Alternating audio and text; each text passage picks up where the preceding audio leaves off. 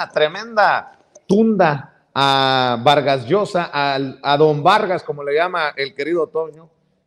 Vargas Llosa seguramente se está lamiendo los raspones que le dejó el presidente en la mañanera. Entre otras cosas, dice que Vargas Llosa buscó la nacionalidad española por resentimiento, por coraje, porque pues es muy buen escritor, pero muy mal político. Esto fue lo que dijo el presidente del Premio Nobel de Literatura, el peruano español, que a veces quiere meter también las narices en México, a veces, el señor Mario Vargas Llosa. Échamelo, mi querido David. Por eso estoy recomendando que, si se quiere entender lo del Perú, que se lea el libro Como pez en el agua de Mario Vargas Llosa, porque fue candidato él a la presidencia y enfrentó a Fujimori. Entonces, él representando en aquel entonces a la oligarquía peruana. Y Fujimori surge como un dirigente popular.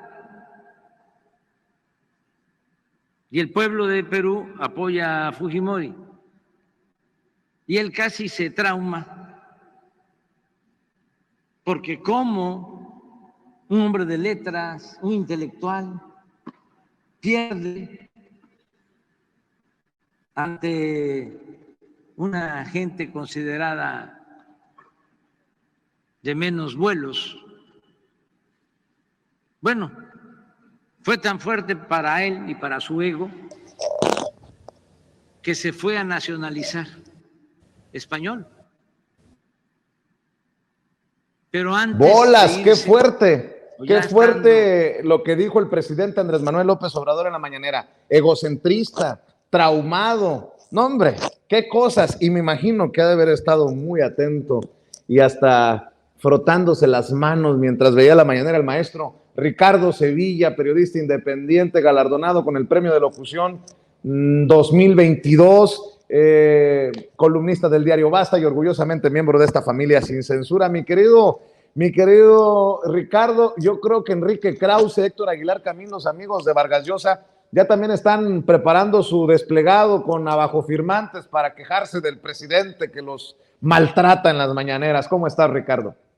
Por supuesto que sí, querido Vicente, estoy muy bien, muchas gracias. Te mando un fuerte abrazo. Y desde hace tiempo, Mario Vargas Llosa ha sido uno de los críticos más furibundos de López Obrador. El autor de La Fiesta del Chivo, que dijo el presidente López Obrador que es el mejor libro que tiene Vargas Llosa. Yo ahí sí disiento, creo que no lo es, creo que tiene otros, pero que han quedado muy atrás. Bueno, pues este personaje decidió dejar, fíjate nada más, de lado a una exitosa carrera literaria para correr detrás del dinero, de los lujos, de un pírrico nombramiento en la nobleza española. Mario Vargas Llosa, quien tenía asegurado un cómodo lugar al lado de Gabriel García Márquez, de Julio Cortázar, de Carlos Fuentes, como uno de los exponentes centrales del boom latinoamericano, un día tomó la mala decisión de abandonar la creación literaria, solo el diablo sabe por qué,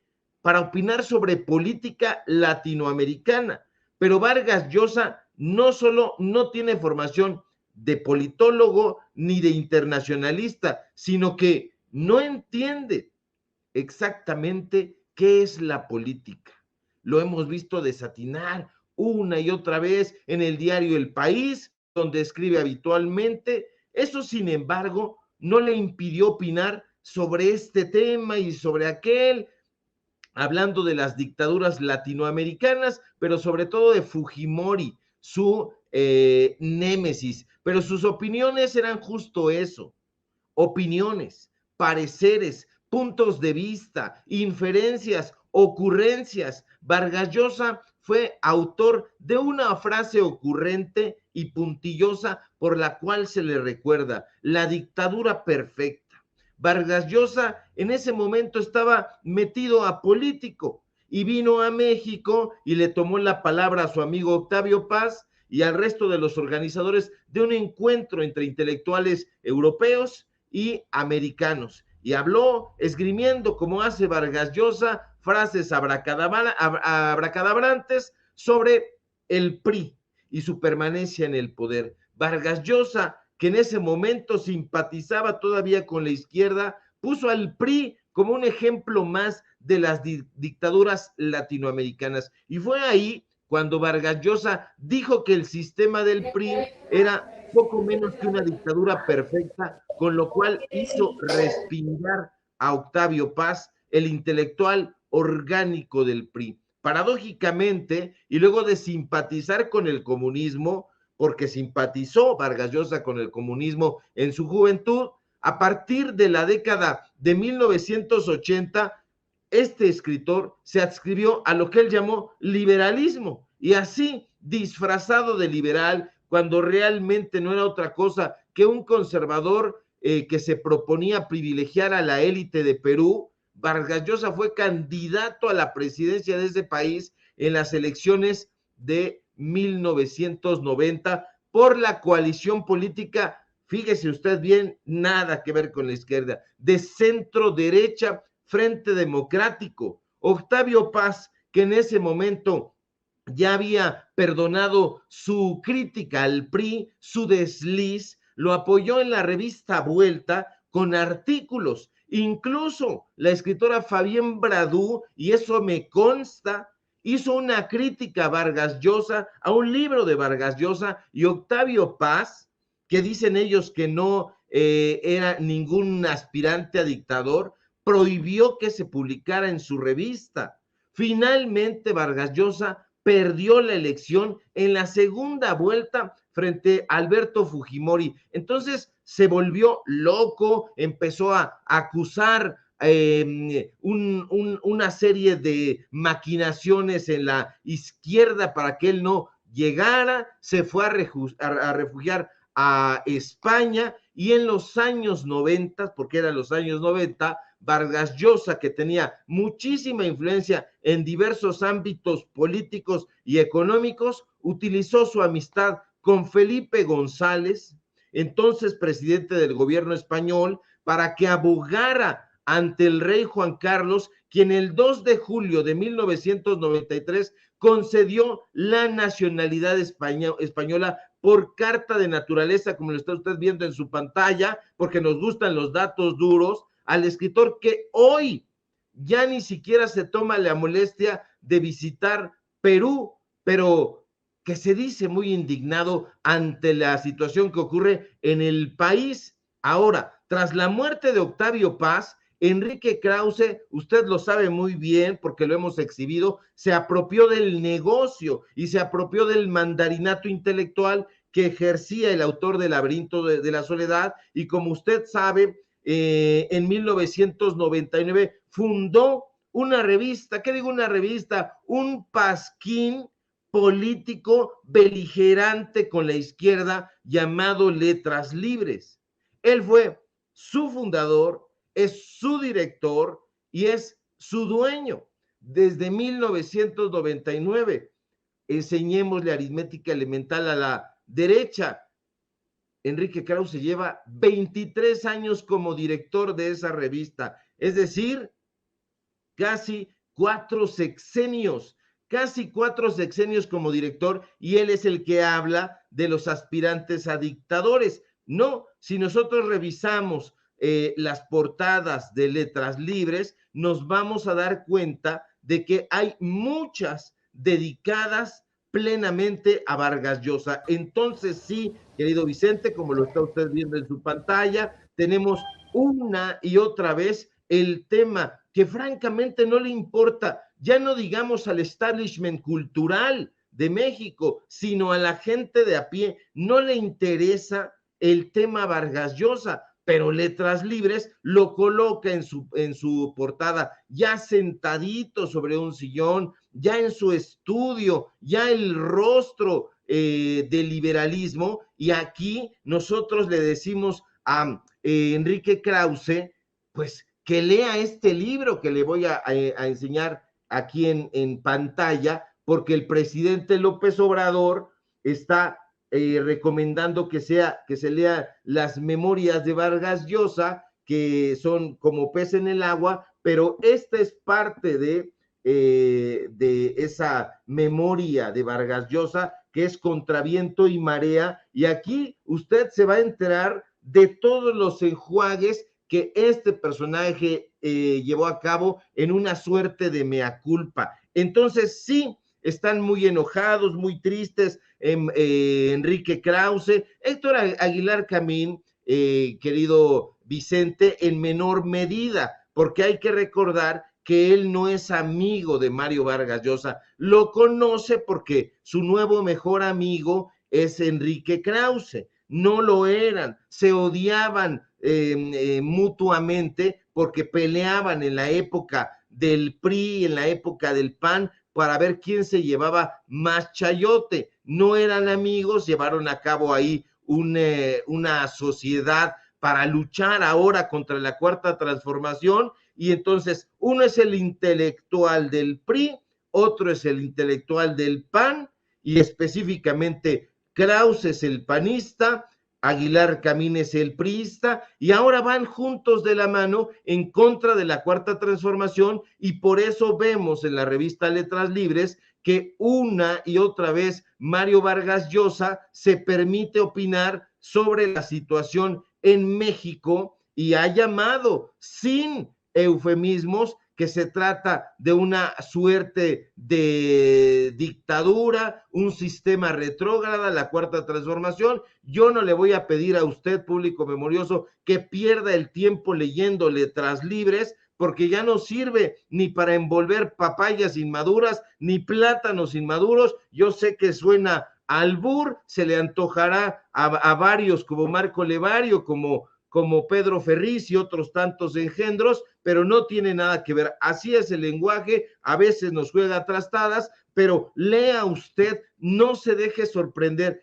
Vargas Llosa no es un crítico ecuánime, es un personaje que ha renunciado, ahora es el marqués de Vargas Llosa, y lo tenemos invitado en Letras Libres, lo tenemos invitado en Televisa, lo tenemos invitado allá en la Feria Internacional del Libro de Guadalajara. Aquí lo tiene usted, nada más ni nada menos que con su amigo Felipe González, el que se encargó de que renunciara, porque ya no es peruano, sí ya no es peruano, ya no lo es. Ahora aquí está la carta por naturalización que le entregaron a Jorge Mario Pedro Vargas Llosa. Tiene 3 nombres, será Jorge, será Mario, será Pedro, será el viejo del otro día, este personaje. Entonces ahí hay que tener mucho cuidado, y nosotros teníamos en el archivo todas las cartas de naturalización, hasta tenemos las de sus hijos,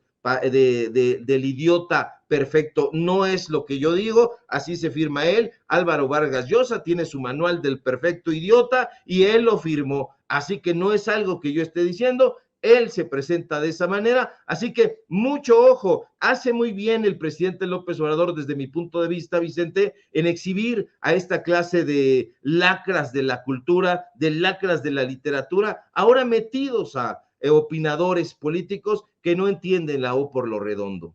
Le decían a González, mi querido Ricardo, váyase, señor González, sí le dijo el innombrable de José María Aznar en su momento a Felipe González. Ya nos dimos cuenta pues que todos son cortados con la misma tijera, que González decía que era muy de izquierda y ni cierto, este gran amigo de don Vargas Llosa. Permíteme intervenir aquí, le pido al equipo que nos grabe para hacerte este planteamiento. Mira, y te saludo con mucho gusto, querido Ricardo Sevilla.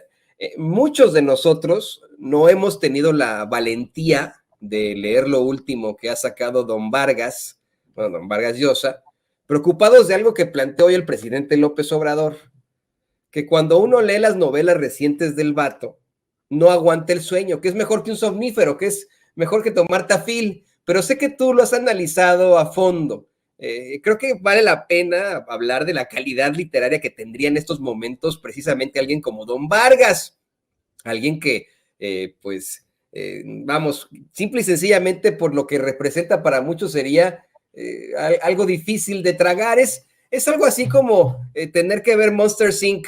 en inglés para no escuchar la voz del pinche Broso, ¿no?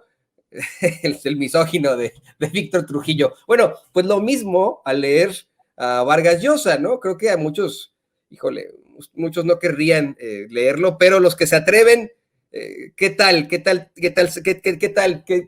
¿Cómo ves tú sus últimas novelas, querido Ricardo? Tú que eres un gran, pues, erudito de la literatura, un ferviente literato, querido Ricardo.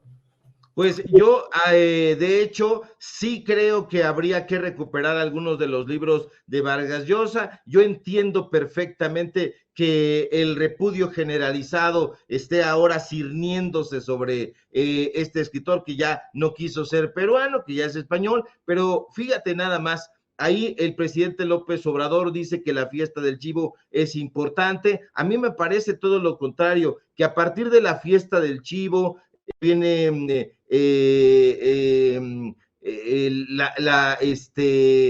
sueño del Celta, que viene 2 esquinas o 5 esquinas, yo no me acuerdo muy bien el título, pero ya empieza a su calidad a periclitar hasta convertirse en algo, como dicen en mi barrio, absolutamente inmamable. Pero hay obras, un puñado de obras que son muy importantes, diría yo, Conversación en la Catedral, La Casa Verde, una que es mi preferida, que es La Guerra del Fin del Mundo, que habla precisamente de el fanático Alberto Conselheiro allá en los sertones de Brasil. Es decir, sí hay un Vargas Llosa, que por eso decía yo al principio de mi intervención, que renunció a un cómodo lugar en la memoria literaria, donde ya haría en el Paraninfo al lado de Ernesto Sábato, de Julio Cortázar, de Carlos Fuentes, de Gabriel García Márquez, de Juan Goytisolo, de grandes autores del boom latinoamericano, del propio Juan Carlos Onetti, al cual no querían incluir en el boom latinoamericano, de acuerdo con lo que han dicho algunos críticos literarios, por feo, simple y sencillamente por feo. Y si ahora vieran a Vargas Llosa, su fealdad se ha convertido en algo muy evidente que hace pensar incluso en el propio retrato de Dorian Gray, toda su sevicia ya no está solamente en el alma, sino que se ha convertido ya en un personaje muy feo a la vista, y creo que todo está íntimamente relacionado aquí. Yo creo que lamentablemente pasarán muchos años si es que logra recuperarse Vargas Llosa o logra recuperar a sus autores, a sus lectores, perdón, pero ya no debió, desde mi punto de vista, meterse a la política, mucho menos a opinar sobre política que no entiende. Günter Grass en algún momento le dio una arrastrada brutal porque se aventaron, como dicen los franceses, un tête a tête. Entonces Günter Grass, que es un personaje que sí militó en la izquierda, que estuvo en muchas manifestaciones, que estuvo muy metido en los temas políticos, le dio una repasada brutal. Y ahorita, pues, este personaje está ahí sentado, Mario Vargas Llosa, el Marqués Vargas Llosa, sentado a 2 nalgas, hablando de cosas que no le constan. Hace mucho tiempo que no viaja a Perú, al Perú, y no conoce lo que está ocurriendo en la escena en términos reales. Nunca lo conoció porque siempre fue un personaje que estuvo en la élite. Ahí en Los Jefes y los Cachorros lo podemos constatar. Estudió en el Colegio Leoncio Prado, un lugar fifí. Estudió en Francia. En fin, es un personaje que siempre tuvo recursos, un escritor de élite, y no es que nos deba sorprender que ahora se haya convertido en un personaje de derecha. Siempre lo fue. En algún momento quiso darse baños de izquierda, baños de pueblo, pero no lo consiguió, y es muy triste que esté cerrando su carrera y su vida teniendo estos desatinos incontables, querido Toño Vicente. Pues aquí estoy de regreso, yo escuchándote, batallando un poco con la señal desde donde estoy transmitiendo, Ricardo, pero muy interesante siempre tus puntos de vista. Oye, perdón que ponga esto sobre la mesa, Toño, Ricardo, pero ¿cómo ves este esfuerzo desde los que siempre criticamos o muchas veces criticamos para querer silenciar o censurar, fíjate nada más, al punto al que hemos llegado al presidente Andrés Manuel López Obrador? Ya no son los políticos los que no pueden lidiar con lo de las mañaneras, ahora son los grandes periodistas, y muchos de esos han sido desnudados en tus investigaciones, en tus comentarios aquí en Sin Censura por ya mucho tiempo, Ricardo Sevilla. Sí, esos personajes ya no aguantan la crítica. Eso es lo que está sucediendo. Por ejemplo, a mí me llamó mucho la atención algo que dice entre líneas el presidente López Obrador. Dice que estaba platicando con el autor de Días de Guardar, con el cronista de Portales, Carlos Monsiváis, y dice, estaba yo platicando con Monsiváis y llegó un momento en que me dijo sobre cierto periodista que era sirviento. Entonces, a mí me llamó muchísimo la atención porque inmediatamente asocié el juego de palabras con el cual en el gremio siempre hemos conocido a Sergio Sarmiento, que en algún momento fue Sergio Sarniento, y que ahora sabemos por la información que presenta el presidente López Obrador, que fue Carlos Monsiváis, justamente el que lo bautizó como Sergio Sirviento. Y es que eso es lo que ha sido Sergio Sarmiento, un sirviente, un chalán de los grandes medios de comunicación, digamos los grandes medios de comunicación en términos económicos, no en importancia, y ese personaje que está usted viendo en su pantalla, pues que ahora trabaja arduamente, llamémosle así, en Televisa, y que es chalán de Azcárraga, en su momento fue también chalán y muy cercano de Ricardo Salinas Pliego. Ahora ya no están tan cerca, justo debido a una reprimenda que le dio pública Ricardo Salinas Pliego, y que le dijo a Sergio Sirviento que le bajara 2 rayitas, que ya se calmara con esas críticas virulentas que está haciendo. Y ahora pues Sergio Sirviento está sirviendo a Televisa, está sirviendo a Junco de la Vega, y de cuando en cuando también, por supuesto, a su expatrón querido Salinas Pliego. En algún momento incluso nos encontramos en la casa de Carlos Fuentes, ahí estaba Sergio Sirviento, no sé qué hacía ahí, yo le fui a hacer una entrevista a Carlos Fuentes, y ahí estaba Sergio Sirviento, literal, sirviéndole el café a Carlos Fuentes, y me llamó muchísimo la atención, y me pregunté, ¿qué hará aquí un periodista sirviendo el café? Y fueron de las cosas que en mi juventud me sorprendieron, pero que ahora ya vemos por qué, querido Vicente. Así es, mi querido Ricardo Sevilla, como siempre, es un placer saludarte, es un deleite escucharte. Y ¿por qué no cerramos invitando a la gente para que también te siga apoyando en tus trincheras? Porque como lo dije hace rato, esto no para, Ricardo. Que no pare, mi querido Vicente. Muchas gracias, como siempre. Un placer compartir los micrófonos de este medio de comunicación libre como el viento. Síganme, por favor, en mis redes sociales, en Twitter, @Sevilla Crítico, en Facebook, Ricardo Sevilla, así nada más. Síganos en el portal de investigaciones Paralelo 24, en el diario Basta, donde escribimos columna. Justo hoy hablamos precisamente sobre Enrique Krause, una especie de vaticinio. Síganos, por favor, en los datos duros, Ricardo Sevilla, los datos duros. Hoy tenemos informativo en punto de las 8:30, y por supuesto, síganos aquí en la familia Sin Censura, de donde somos orgullosos y orondos miembros de esta familia que practica el periodismo de datos duros, el periodismo social. Y si todo marcha bien, querido Vicente, ojalá que sí, nos encontramos por aquí el día de mañana.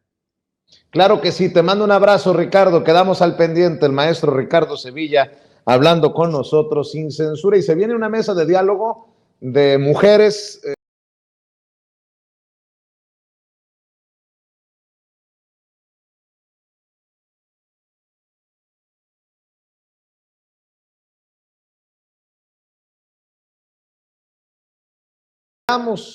Déjeme presentar en estos momentos a la querida Renata Turrent, asesora en políticas públicas, conductora de espacios informativos en la televisión pública de la Ciudad de México y obviamente miembro de esta familia Sin Censura. Querida Renata, te mandamos un abrazo. ¿Dónde andas?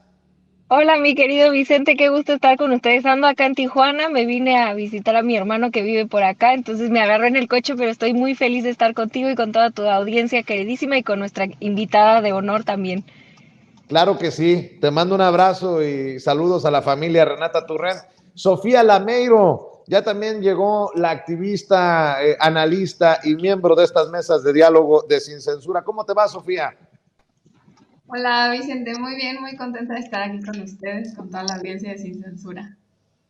A ver, ¿por dónde entramos? Déjenme preguntarle su opinión acerca del asilo que le da México a la familia de Pedro Castillo, porque creo que muestran el nivel tan despreciable que tienen algunos que ya andan preguntando quién va a pagar por los gastos en los que se incurra por el tema de la familia de Pedro Castillo.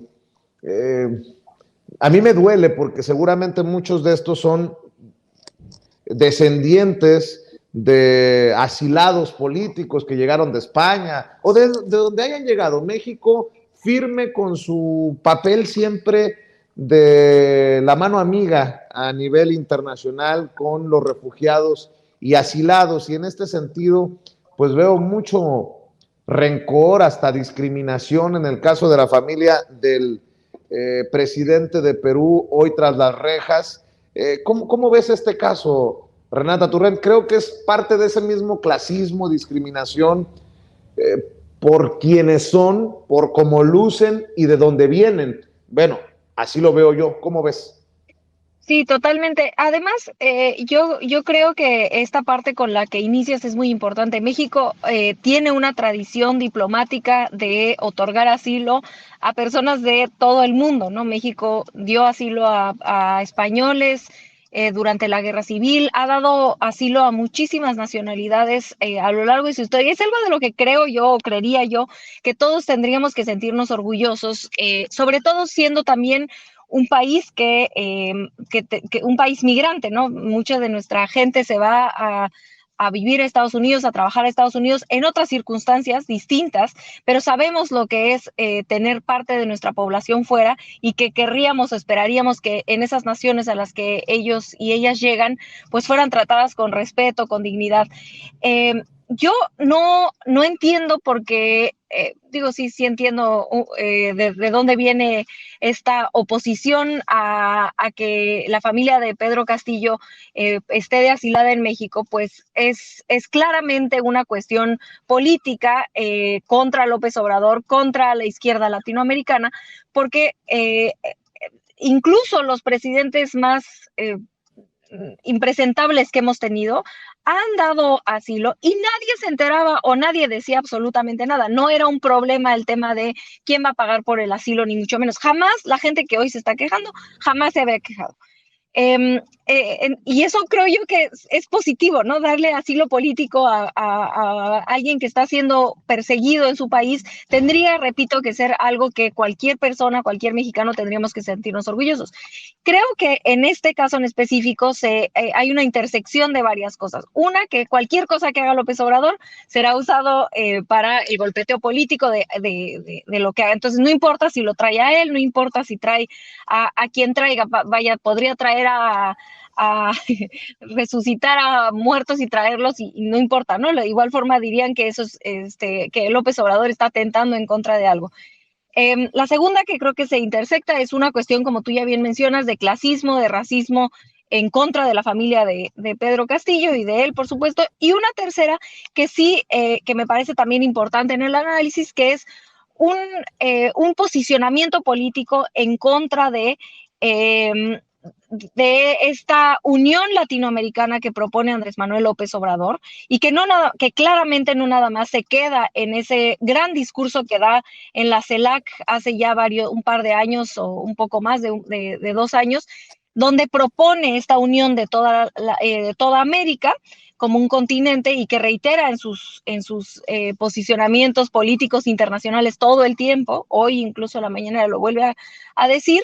y que lo muestra con acciones como esta de dar asilo político a alguien que está siendo perseguido por la derecha, igualito que pasó con Evo Morales, ¿no? En este caso la familia de Pedro Castillo, pero que ha hecho esas acciones de unir a América Latina, pero por supuesto en específico a la izquierda. Y eso a la derecha mexicana e internacional no le gusta, no solamente a la mexicana, a la derecha internacional definitivamente esta alianza entre la izquierda latinoamericana no le viene bien, no le gusta, pero creo que Andrés Manuel López Obrador hace un gran argumento político en cuanto a la historia diplomática de nuestro país y en cuanto a las acciones que se pueden tomar desde la presidencia mexicana el día de hoy para acoger a aquellos personajes que están siendo perseguidos por la derecha latinoamericana.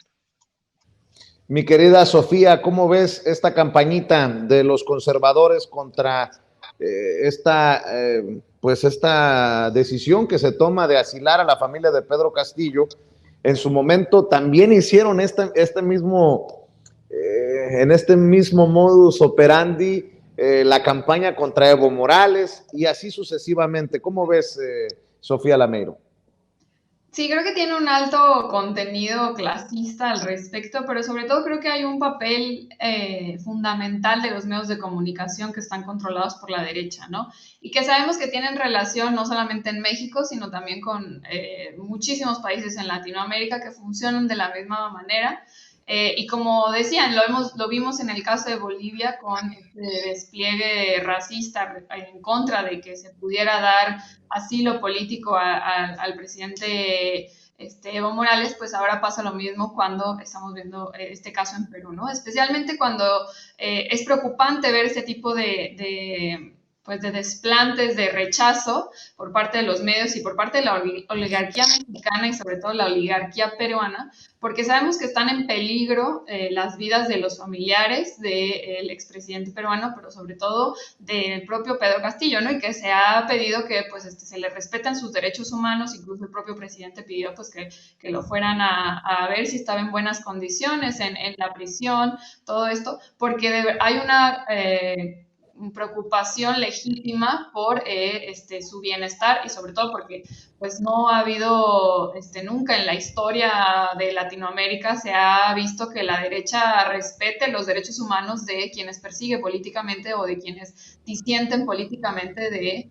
la derecha, ¿no? Entonces creo que pues es lamentable el papel, yo creo que una de las cosas que más se resaltan en este caso es el papel de los medios de comunicación que se han mantenido en seguir perpetuando estigmas políticos, pero sobre todo estigmas clasistas y racistas, y que sobre todo se han evitado informar realmente la situación de Perú con todos los elementos que hay que tomar en cuenta para poder entender qué es lo que está pasando, ¿no?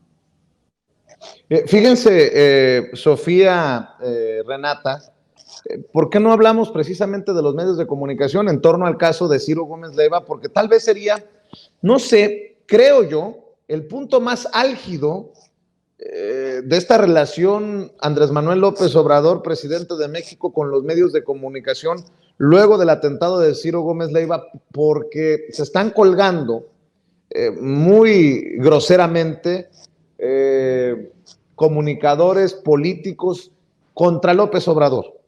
Y rescato un tuit en respuesta a algo que publicó el saco de pus, Javier Lozano, del querido César Gutiérrez Priego, a quien le mando un saludo, el abogado César Gutiérrez Priego. Ayer Javier Lozano, que no sé de dónde le salió lo periodista, también anda dándole vuelo a este manifiesto de los abajofirmantes, dice: duro y más que merecido manifiesto contra la violencia que genera el discurso de odio presidencial. Me honra ser uno de los firmantes. O sea, periodistas, ¿de dónde le salió lo periodista a Javier Lozano? Bueno, César Gutiérrez Priego dice: vaya cinismo de este tipo. Mira que firmar y pedir cese al hostigamiento a periodistas críticos, el mismo que como secretario del Trabajo con Calderón amenazó y presionó a Joaquín Vargas para que corrieran a Aristegui de MBS por no gustarle sus críticas. Tantita madre. Sumémosle lo que andan circulando también personajes como Raimundo Rivapalacio, que es este artículo del New York Times, que habla precisamente del atentado contra Ciro Gómez Leiva, y dicen, ya saltó a la prensa internacional que le duele tanto a López Obrador. Aquí, el despacho del New York Times, en relación a lo que dijo el presidente en la mañanera, que no descartaba que fuera un atentado para afectarnos a nosotros, cito textualmente al presidente, y el New York Times pues ha despotricado contra el presidente por el caso de Ciro Gómez Leiva. Renata Turrent, ¿cómo ves la situación? Aquí desde estas trincheras independientes hemos buscado exhibir la hipocresía de muchos personajes. Eduardo Ruiz Gili, por ejemplo, firma este manifiesto diciendo que en este sexenio hay récord de asesinatos contra periodistas y una grave impunidad, cuando él mismo en su programa ha dicho que el récord lo tiene el sexenio de Felipe Calderón y que de ninguna manera se encuentra este gobierno cercano a lo que vivimos los periodistas con Felipe Calderón, pero aún así firman el manifiesto con una gran hipocresía. Si no es desde estos medios independientes a los que estos que firman nos llaman paleros, pues entonces ¿cómo? Hay que también exhibir que muchos de estos periodistas han sido amigos de los que ya gobernaron y obviamente no los criticaron en su momento, callaron como momias, y ahora como este gobierno no les favorece, no les continúa sus privilegios, despotrican. No exagero cuando hablo de periodistas amigos de los expresidentes. Yo no puedo decir nunca que, es más, me la he pasado pidiendo la entrevista con el presidente Andrés Manuel y aún así nos dicen paleros. Pues yo no puedo decir que soy amigo ni cercano a ser amigo del presidente Andrés Manuel López Obrador. Y el propio Ciro habla de un gran amigo, amiguísimo. En el caso de Manlio Fabio Beltrones, que es en donde termina resguardado después del atentado Ciro Gómez Leiva. Pero ahí está de la Micha, que se lleva de piquete de ombligo con Felipe Calderón. Ahí está Arturo Sarucán, que tiene que estar firmando Arturo Sarucán, el ex embajador de México en Washington, y así sucesivamente. Dame tu opinión de este momento del que estamos siendo testigos, querida Renata.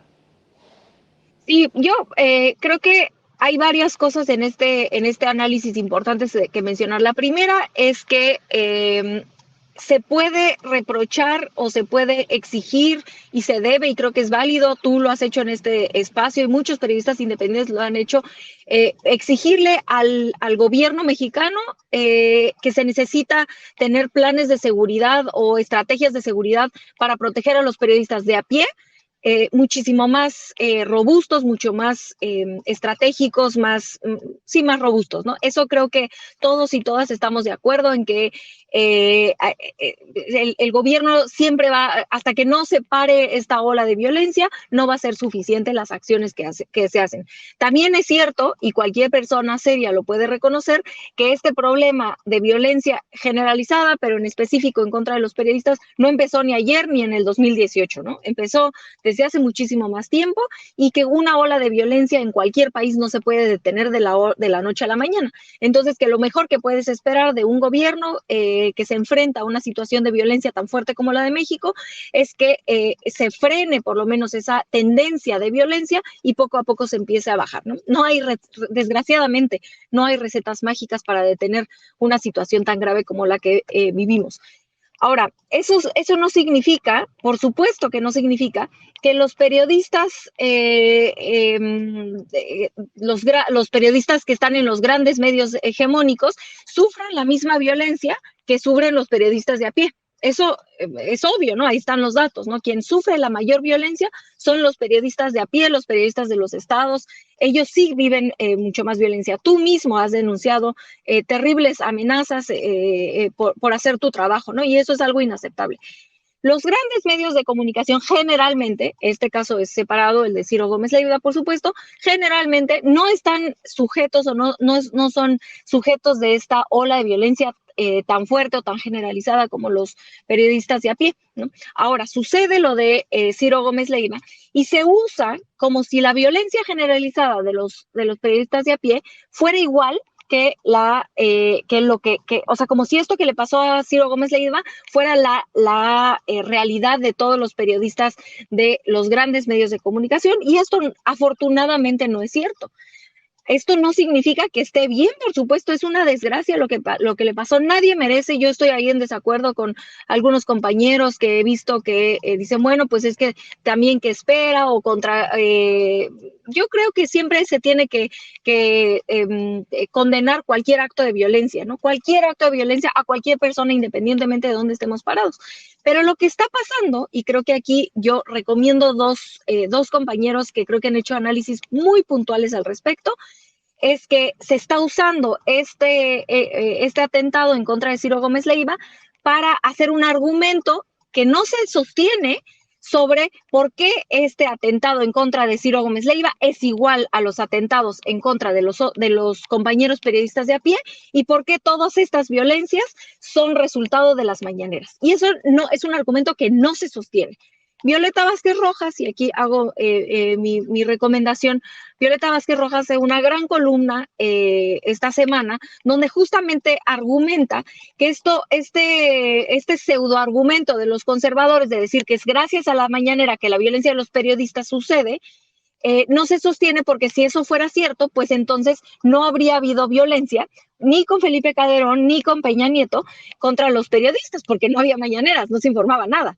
Entonces es falso, ¿no? No hay, ni siquiera es como que la tendencia vaya a la alza con el presidente López Obrador. De hecho, afortunadamente se ha detenido esa tendencia de violencia generalizada y en específico con los periodistas. Entonces, es falsa, ese argumento es falso, porque si así fuera, entonces tendríamos 2 sexenios previos también con,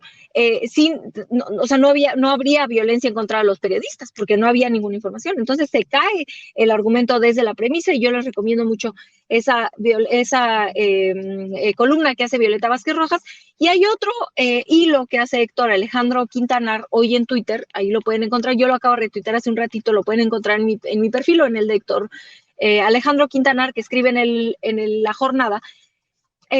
Hace todo un recuento de muchos de los personajes que firman esta carta, que justamente lo que mencionas, querido Vicente, fueron los operadores políticos para silenciar periodistas como Carmen Aristegui. Por favor, Carlos Bravo Regidor está ahí firmando, que fue hay un tuit muy famoso de Carlos Bravo Regidor donde dice prácticamente que pues la corrieron porque no dio el ancho, o no me acuerdo, algo así, ¿no? Pero bueno, justificando que la censuraron por una cuestión profesional que claramente no era cierto, ¿no?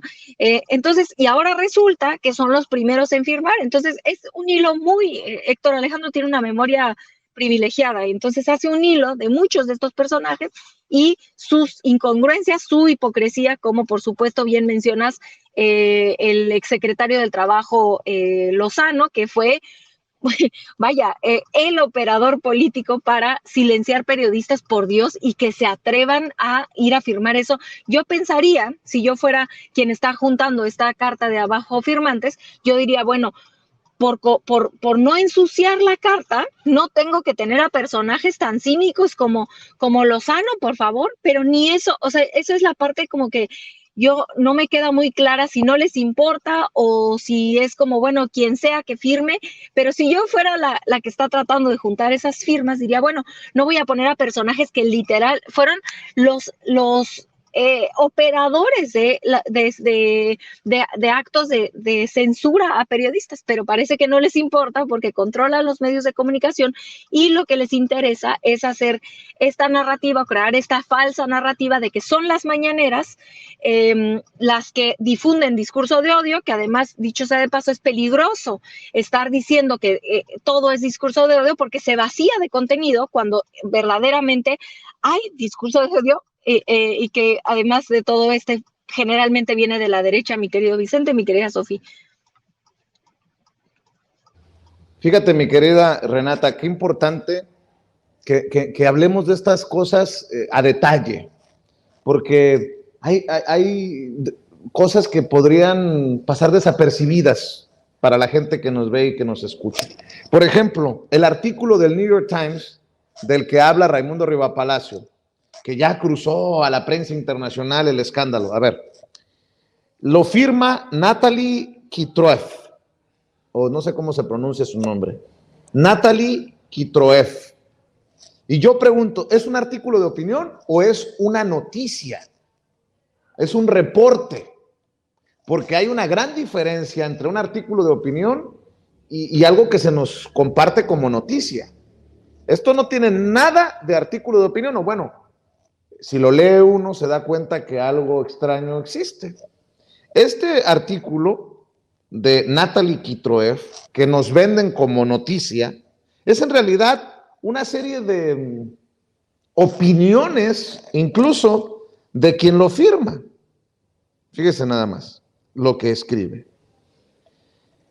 Desde el inicio de su mandato, López Obrador ha utilizado sus conferencias de prensa diarias para atacar a periodistas por su nombre, poniendo listas de ellos en una pantalla grande y celebrando un segmento semanal llamado ¿Quién es quién en las mentiras?, que busca exponer supuestas falsedades publicadas sobre su gobierno en los medios de comunicación.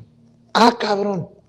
Todo este párrafo que le acabo de leer, insisto, es una serie de opiniones de la periodista que se supone debería de ser imparcial, pero ella considera que ataca a periodistas por su nombre, el presidente, en las mañaneras, y que en el quién es quién en las mentiras busca exponer supuestas falsedades. Por favor, mire, pueden criticar mucho a Ana Elizabeth García Vilchis, pero en el quién es quién se han exhibido mentiras descaradas de algunos de estos personajes que están firmando la carta esta a la que hacemos referencia. Carajo, ¿en qué momento? Pero bueno, esta es parte del análisis que estamos haciendo.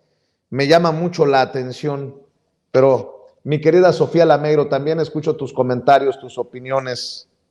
Adelante. Pues totalmente de acuerdo contigo, Vicente. Creo que, y con Renato también, creo que es parte fundamental de este proceso de transformación también entender lo que significa que haya una persecución del Estado y lo que significa que haya una crítica por parte del presidente a los periodistas, ¿no? Probablemente los periodistas que firmaron este desplegado no tienen idea de lo que significa realmente una persecución política por parte de un gobierno en turno, porque nunca la vivieron, y qué afortunados son. Sabemos que en este gobierno no están siendo perseguidos, no hay una política de hostigamiento como aseguran, no hay un intento por quitarles o arrebatarles su libertad de expresión, no hay nada de eso. Cosa contraria que pasaba con los gobiernos que ellos sí alababan, sí apoyaban, incluso llegaron a aplaudir ciertas acciones que sucedieron durante esos gobiernos, y que pues bueno, ahora se dicen escandalizados por la situación de seguridad del país, cuando bueno, sabemos que esto se ha cosechado con su aval, con su falta de crítica durante años, que se logró conservar y se logró mantener de una forma u otra por los medios de comunicación y el cerco mediático que ellos se encargaron de mantener, ¿no?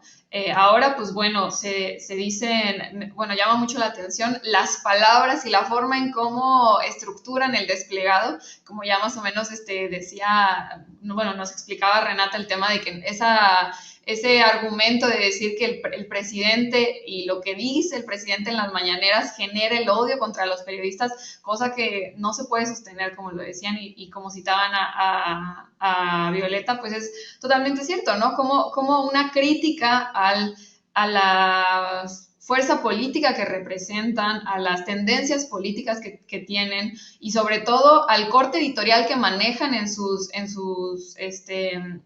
labores como periodistas, como una crítica hacia eso significa como ellos pusieron, una emanación de odio, ¿no? Creo que hay una diferencia brutal de decir eso, a decir, pues bueno, te estoy haciendo una crítica porque desde tu posicionamiento político, pues tenemos diferencias y las exponemos, y que el presidente las exponga en las mañaneras, pues es completamente natural, porque no se le da al presidente ninguna otra plataforma política en la cual pueda hablar o exponer sus posicionamientos políticos, ¿no? Cosa contraria que tiene la derecha, que no solamente tienen gobiernos estatales y municipales en los que también hacen sus posicionamientos políticos, sino que también tienen a los medios de comunicación que, gracias a los grandes derroches de dinero que tienen con estos gobiernos, pues es que pueden perpetuar estos argumentos, ¿no? Y a mí sí me llama mucho la atención que en la carta, en el desplegado, le ponen al presidente: AMLO debe asumir su responsabilidad política, ¿no?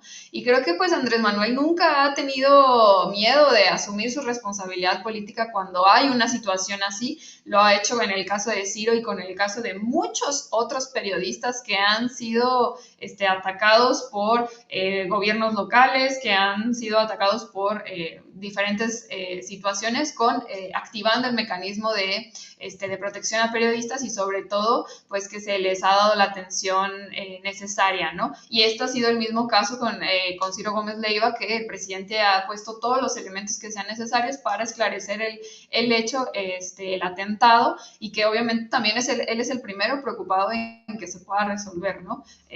Me parece...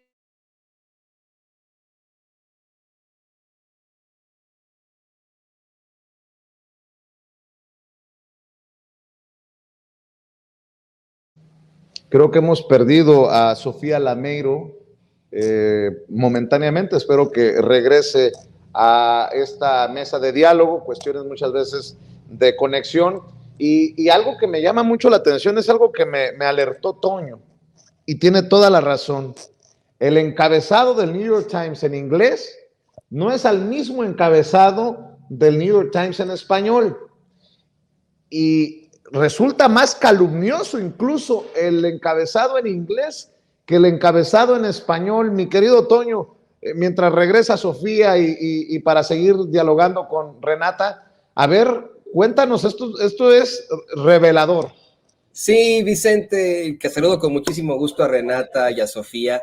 Fíjense que estábamos analizando en el equipo de Sin Censura, el equipo editorial de Sin Censura, estos dos artículos, y como bien menciona Vicente Serrano, es mucho más calumniante el artículo que lo va a mostrar don David en pantalla en unos momentos más, el artículo que plantea de la misma Natalie Kitroyev, como sea que se pronuncia su apellido en inglés, dice: "Government tried to kill a famous TV anchor. Mexico's leader suggested it was a state", lo que se traduce a pistoleros intentaron matar a un famoso conductor de televisión. El líder de México sugiere que fue un montaje. Esto nada, absolutamente nada tiene que ver con el encabezado que le ponen en español. Ciro Gómez Leiva recibió disparos, el presidente de México dijo que no descartaba que fuera un atentado para afectarnos a nosotros, entre comillas, y etcétera. Y la verdad es que la personalidad de Natalie Kitroyev tiene que ser cuestionada de alguna otra forma, ¿no? ¿Cómo es que llega ella a ser la jefa del Buró de México para el New York Times, después de que, pues vamos, era un puesto que detentaran otros, incluso corresponsales de guerra, ¿no? Eso es muy interesante, porque Natalie Kitroyev es muy joven, eso no, por supuesto que no lo vamos a cuestionar, sino que ha tenido un paso en los medios hasta cierta forma reciente. Sí, en efecto, trabajó como reportera en Bloomberg, como reportera en Los Angeles Times, pero no hay que olvidar que ella estudió en una de las universidades del Ivy League acá en Estados Unidos, en Princeton, ¿no? Y que su mamá, pues es una persona con muchas influencias, Anita Isaacs, una gran diplomática acá en los Estados Unidos, ¿no? Me llama mucho la atención que este tipo de perfiles sean los que detenten las jefaturas en los burós de medios tan grandes como es el New York Times. ¿Qué sabe Natalie Kitroyev de la situación en México al haber tenido un paso muy, muy corto en los medios de comunicación en su país, acá en Estados Unidos, al haber sido simple y sencillamente un asistente editorial en el New York Times al principio, al haber sido reportera en Bloomberg, al haber sido reportera en Los Angeles Times? ¿Por qué de pronto se convierte ella en la jefa del buró? Y es algo que siempre he cuestionado yo aquí en Sin Censura. estos artículos firmados por la jefa del buró del New York Times, Natalie Kitroyev, son siempre muy, muy cuestionables por lo que menciona Vicente Serrano. Están plagados de opiniones y carecen absolutamente pues vamos, lo que se llama rigor periodístico, que me imagino debieron haberle enseñado a Natalie en Princeton, que para poder ya escribir una columna, una opinión, Vicente, Sofía, Renata, pues tenía que sustentar sus dichos con algún tipo de dato duro. No lo hace, ¿no? Me llama mucho la atención que la jefa del buró del New York Times no utilice rigor periodístico en sus artículos que maneja como nota informativa, pero que son más bien una especie de columna, ¿no? Bueno, pues creo que ya está de regreso la querida Sofía Lameiro para que termine su exposición, sus comentarios. Mi querida Sofía, te perdimos por algunos momentos. Ay, sí, perdón, mi internet anda fallando, no sé por qué. Pero, bueno, sí, decía que llama mucho la atención que se firma este desplegado, pero que durante este sexenio no se hubiera firmado ningún otro desplegado, ni hubiera ninguna otra exigencia cuando hay periodistas realmente que han estado en peligro, ¿no? Incluso cuando el propio gobernador Enrique Alfaro amenazó a periodistas en varias ocasiones lo ha hecho, la forma en cómo se maneja con los periodistas aquí en Jalisco, pues yo no vi que ninguno de estos periodistas a nivel nacional, que tienen grandes plataformas en los medios nacionales, hiciera algún tipo de defensa a los que están aquí en Jalisco, ¿no? Y llama mucho la atención porque siempre es el mismo caso de no darle atención, pues bueno, en primera instancia a quienes realmente pudieran estar en peligro y en segunda instancia, pues quienes son los periodistas locales que hemos visto que son los que normalmente tienden a estar en situaciones de peligro más latentes, ¿no? Y que no es lo mismo como ahora quiere decir y quiere construir esta idea a la derecha de que el presidente está persiguiendo a los periodistas, ¿no? Yo, por ejemplo, nunca he visto que Luis Cárdenas, que Beatriz Pagués, Alejandro Hope o Javier Lozano realmente estuvieran defendiendo la libertad de expresión en el país en sexenios anteriores o que estuvieran protegiendo al resto del gremio periodista en los sexenios anteriores, ¿no? Y esto pues llama mucho la atención porque, bueno, qué maravilla que ahora estén defendiendo la libertad de expresión, me parece fantabuloso que lo sigan haciendo, pero pues que lo hagan con todos los periodistas de todas las plataformas, tanto independientes como de medios locales o nacionales, y que no tenga un corte político para quererlo posicionar de esa manera, ¿no? Pero pues sabemos que no va a ser el caso y que pues cuando haya realmente periodistas que están siendo perseguidos por los gobiernos locales, sí no vamos a ver, bueno, que sean los gobiernos locales afines a ellos, pues ahí vamos a ver que no hay una defensa de la libertad de expresión o del supuesto hostigamiento, ¿no? Propongo otro tema durísimo para cerrar la mesa de diálogo, Renata, Sofía. Este sí está muy camarón, si me permiten la expresión. Le voy a pedir a Toño y a don David que me rescaten. Creo que fue la mañanera de hace 2 días en la que el presidente Andrés Manuel López Obrador hace referencia al caso de Israel Vallarta y a otro compañero comunicador del Estado de México. Para mí me da mucho gusto sentir que contribuimos con un granito de arena. Nosotros presentamos el caso aquí hace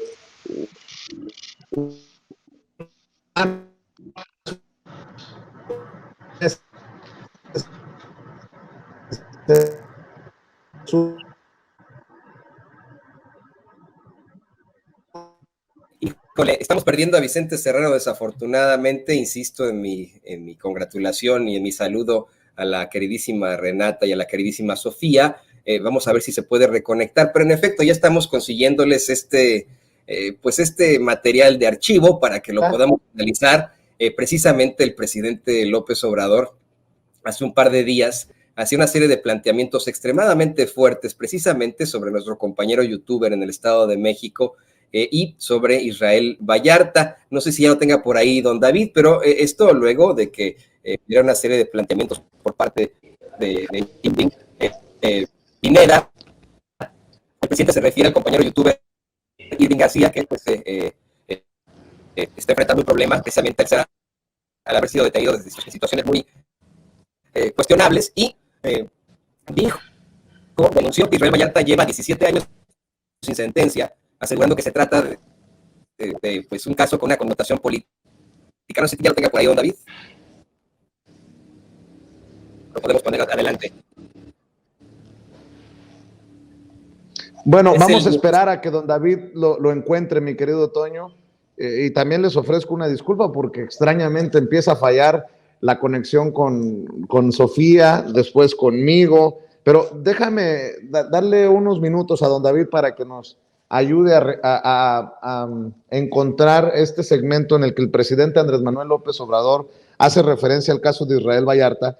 ¿Y por qué quiero que cerremos con esto? Porque quiero preguntar, ¿qué está pasando en la Fiscalía General de la República?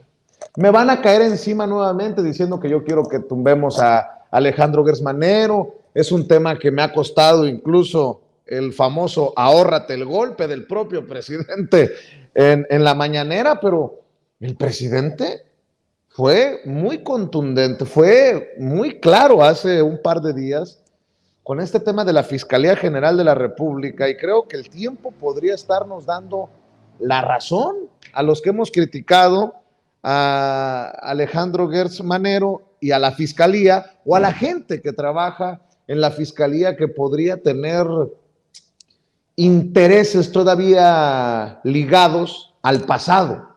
Entendió el que entendió. Esto fue lo que dijo el presidente en la mañanera sobre el caso de Israel Vallarta, y déjenme plantearles por qué para mí es muy importante esto, porque pareciera que la Fiscalía llegó a un punto, a un nivel de lo más bajo, a mentir, a pesar de que el presidente, en fin, vamos a ver, escuchar al presidente primero. Y el otro es el de Vallarta, que nos llama mucho la atención porque son 16 años, 17, sin sentencia. Pero este caso tiene una connotación política, porque es el personaje que aparece en el reportaje ese que hicieron, que fue un montaje, cuando García Luna, Cárdenas Palomino, que incluso le están pegando ahí en el reportaje, lo están golpeando. Y tiene que ver con Loret de Mola y con la señora Isabel Miranda. Entonces, resulta que si fuese por mí, yo concedería el indulto. Pero constitucionalmente no puedo hacerlo si no hay una sentencia.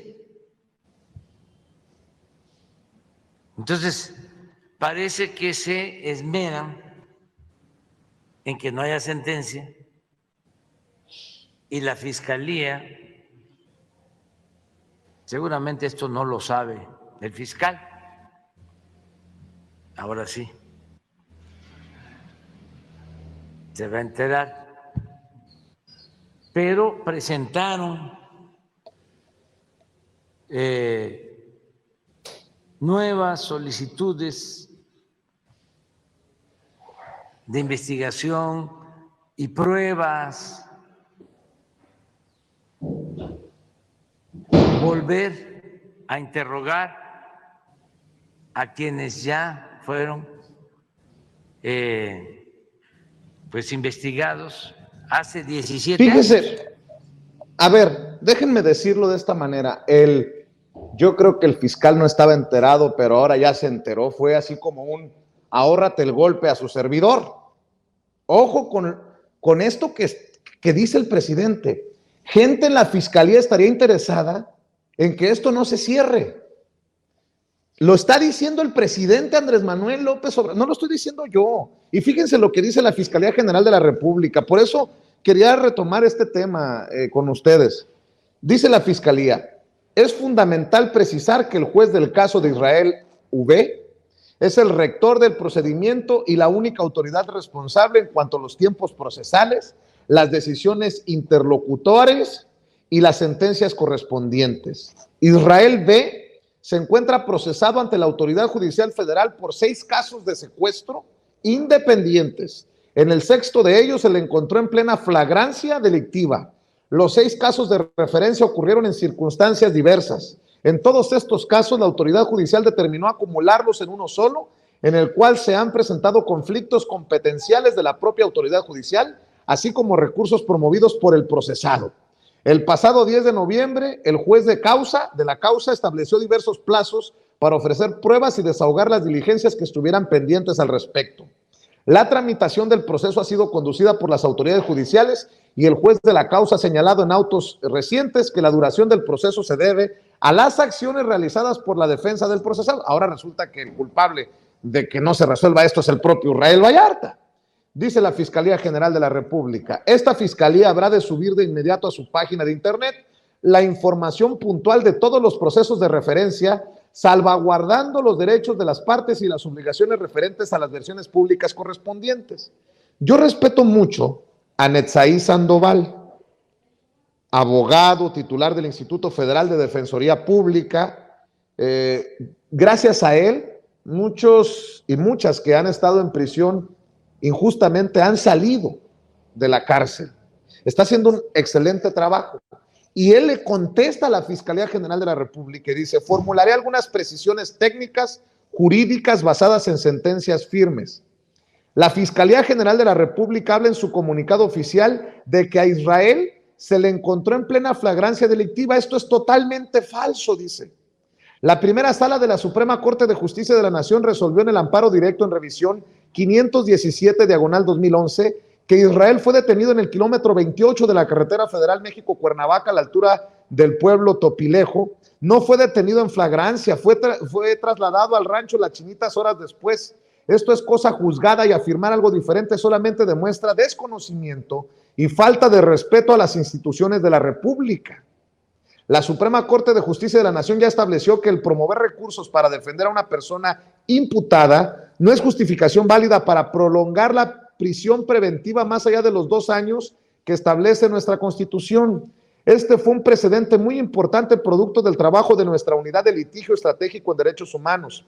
Afirmar que la defensa es responsable de que Israel lleve 17 años en prisión preventiva es un despropósito.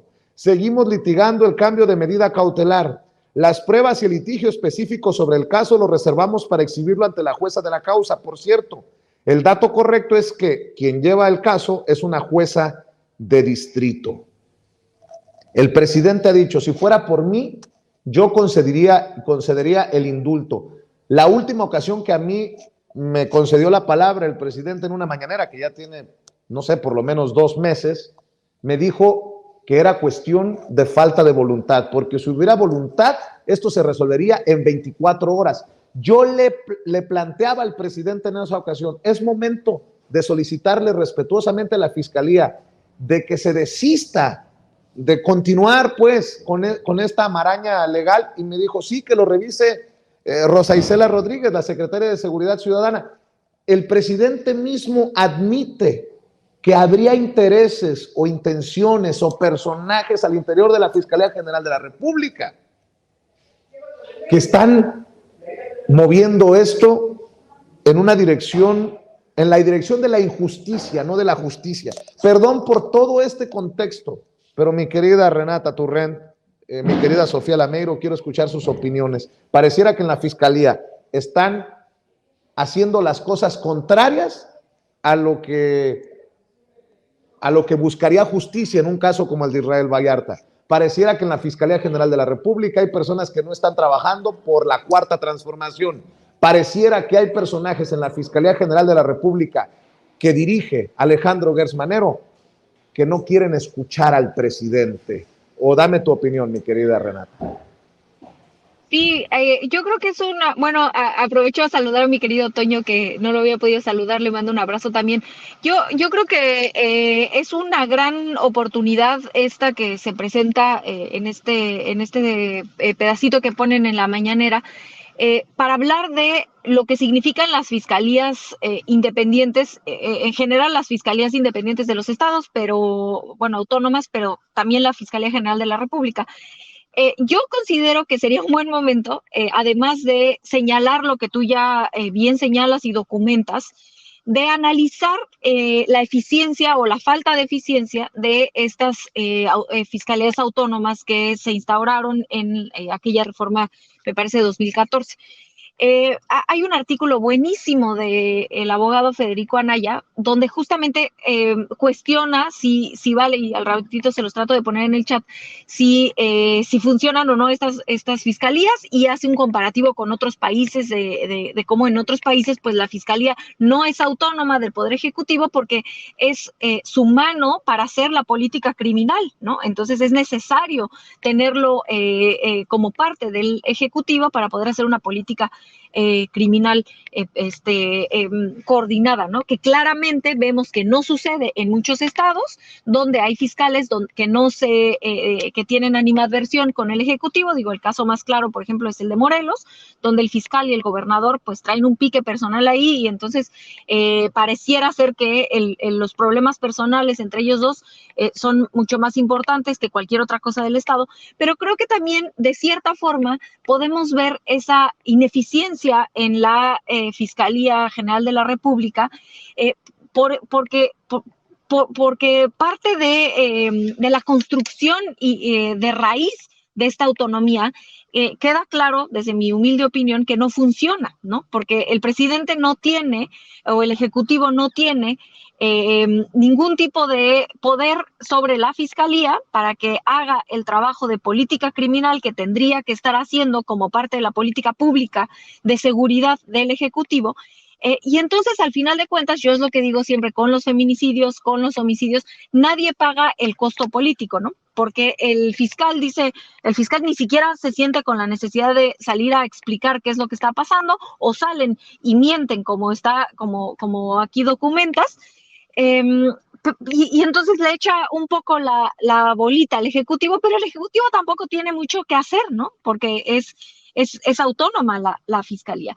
Entonces creo que lo que yo creo que se puede aportar en este análisis sobre la Fiscalía son dos cosas. Una, cuestionar si esa independencia, y por supuesto que eso es algo que es una reforma muy compleja, que claramente no se podría hacer en este sexenio, pero que creo que sí, como analistas, como ciudadanos, pues sí, empezar a cuestionar si sirve o no. No tengo la respuesta, ¿no? Pero sí podernos por lo menos cuestionar si la autonomía de las fiscalías está funcionando o no está funcionando. Eso por un lado. Y lo segundo es tratar de entender por qué el fiscal general, que claramente no ha hecho un trabajo que esté a la altura de la Cuarta Transformación, desde mi humilde opinión, ¿por qué sigue ahí? Y creo que la respuesta se regresa a esa configuración de cómo funcionan las fiscalías. Y es que para que hubiera un cambio de fiscal es un proceso complicadísimo, donde se manda una terna por parte del Senado al Ejecutivo, el Ejecutivo regresa una subterna, digamos, de esa terna que manda el Senado, regresa una terna más pequeña que después se vota. Entonces, teniendo una situación tan compleja en el Senado con Ricardo Monreal, en específico, pues también el presidente está en una posición muy compleja de decir, porque de que hay elementos para echar al fiscal general, pues yo no soy constitucionalista, ni siquiera soy abogada, pero supongo que los hay, ¿no? Muchos abogados han expuesto esto. Y no se ha hecho porque muy probablemente, o esa es mi humilde lectura, porque digamos que más vale diablo por conocido. Da miedo este proceso donde el Senado pueda mandar una terna que resulte todavía peor y que entorpezca más otros procesos, y en ese sentido creo que es por eso que el presidente ha sido, al principio lo defendía más al fiscal y ahora ya no, ahora ya es clara pues por lo menos cierta distancia, pero que creo que se mantiene este fiscal que ha sido claramente ineficiente por esta cuestión de cómo funcionan las fiscalías y cómo funciona la selección del fiscal, que creo que podría, a 2 años de que termine el gobierno, podría ser un poco más complicado el empezar un nuevo. Esa es la única explicación que a mí se me ocurre, mi querido Vicente, Toño, mi querida Sofía. Bueno, pues escuchamos también las opiniones de Sofía Lameiro sobre este caso, que a mí en lo particular me llama mucho la atención por las declaraciones del propio presidente Andrés Manuel López Obrador. ¿Quién, hijos del maíz, está trabajando en contra del presidente y contra los intereses de la justicia desde la fiscalía? No lo dije yo, lo dijo el propio presidente Andrés Manuel López Obrador. ¿Quiénes están alargando esta situación? Bueno, mi querida Sofía Lameiro, también escucho tus opiniones, tus comentarios, y si esto llega también a ser un intento de desestabilización desde esa trinchera para el presidente, pues si el presidente dice, si por mí fuera ya le hubiera dado el indulto, si hubiera voluntad ya se hubiera resuelto esto. Bueno, la fiscalía no se ha desistido en el caso contra Israel Vallarta, a pesar de todo lo que ya hemos expuesto muchos desde nuestra trinchera independiente, incluso de lo que ha dicho el presidente desde la mañanera. Sí, me parece que hay muchos casos que quedan pendientes en la fiscalía y que se ha dicho una y otra vez, pues, que qué está pasando en la fiscalía, por qué ha avanzado tan lento. Al principio creo que del gobierno del presidente se les daba como cierta beneficio de la duda, considerando que podrían estarse enfrentando a dinámicas difíciles, ¿no? O que tal vez el encontrar todo lo que se necesitaba encontrar, pues estaba siendo complicado, pero también creo que pues hay, bueno, dos elementos importantes. El primero es que pues sí es cierto que hay dinámicas del viejo régimen, que es probable que esté todavía habiendo funcionarios o personas que estén a cargo de ciertas cosas en la fiscalía que respondan más al viejo régimen que a los compromisos que tiene este nuevo gobierno, y que también, pues bueno, dentro del funcionamiento interno de la propia fiscalía, pues hay dinámicas que son bastante dilatorias y bastante, pues poco funcionales, ¿no? Para realmente atender los casos que debería estar atendiendo, ¿no? Y que, pues, bueno, funcionan como dice el presidente, ¿no? Como el elefante blanco, el elefante reumático que no está avanzando. El problema, creo, es que no estamos viendo que avance realmente este elefante. En el caso, por ejemplo, del Poder Ejecutivo, pues vemos que sí hay un avance, que sí se están haciendo las modificaciones necesarias, porque hay una voluntad política que los está exigiendo y las está impulsando, ¿no? Pero es el caso contrario que estamos viendo en la Fiscalía. No vemos todo lo que quisiéramos ver y el papel que quisiéramos ver por parte de la Fiscalía, que debe de ser este otro elemento del Poder Ejecutivo que nos ayude a llevar a cabo estos procesos de justicia que son tan importantes, ¿no? Y creo también hay un otro elemento del que también debemos de hablar, y es el papel que puede tener el Congreso, el Poder Legislativo, en términos de que funcionen las fiscalías, no solamente la federal, sino también las estatales. Y esto también incluye a los congresos locales, ¿no? En la jurisdicción que tienen, ¿no? Pero sí creo que los legisladores deberían de estar pensando también en cómo le ayudan al presidente para que la fiscalía funcione, porque no todo depende del presidente y no todo depende tampoco de la Suprema Corte de Justicia. Los legisladores también tienen un papel importante en el cual pueden incidir, y que sería relevante que, entendiendo estas dinámicas, que entendiendo cómo se orquestó y cómo se armó el funcionamiento de las fiscalías y en general del gobierno mexicano,